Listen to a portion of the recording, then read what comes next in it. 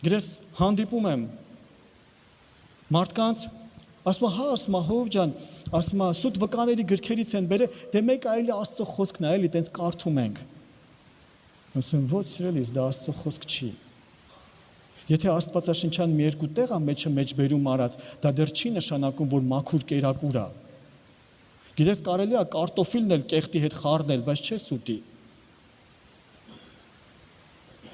Դες մը հով ջան, դե հա դե բանա, Աստծուց էին խոսում, դրա համար լսեցի իրանց։ Իսկ ամեն ինչ չի, որ պետք է լսենք, այնքան մարդ կարա Աստծո անունը տա ու Աստծո անունի տակից այնքան սխալ բաներ անի։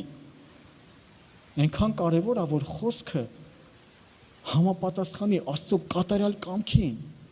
քարոզը, ուղերձը համապատասխանի մեր Տիրոջ հետ։ Հալելույա սիրելիս, ուշադիր եղի ինչ ես լսում։